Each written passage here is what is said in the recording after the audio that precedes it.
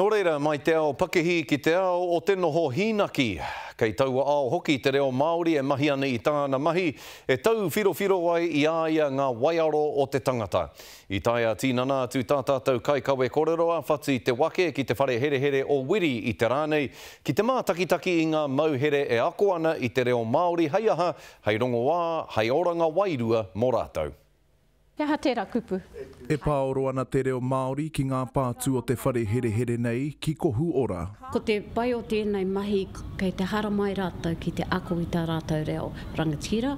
Kei roto rā ko te wairua o te tangata, kei te hara mai rātou ki te ako i tā rātou pepeha, te whakawhanaungatanga, era o ngā mea katoa. Te kau māwaru wiki te roanga o te akoranga nei he whakahoahoa tanga i wainga i te whare here here me te whare takiura o Manukau. E ai ki te tumu whakarai o kohu ora e mana nui tō te reo Māori ki konei. Oh, it's absolutely crucial to our role in terms of better outcome for Māori on site, as well as other programmes. But Te Reo itself, whether it's in my staff group or for the men, it's vitally important to bring them back whakapapa, looking back to their cultural identity, and we do it in various forms, including this fantastic MIT partnership that we have. He wai Māori e no e tahi o ngā mauhere kia ako i te reo rangatira.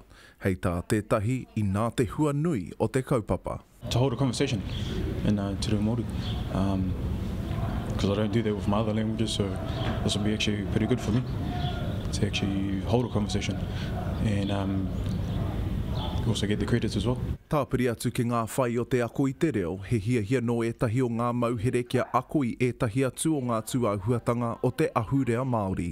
Te timata hia nā karahe whakairo, mahi whakairo, mahi tāniko pēr.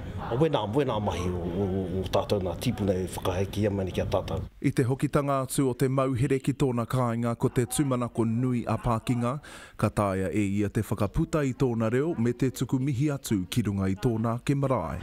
Ka pai. Whatitiri te wake, te karere.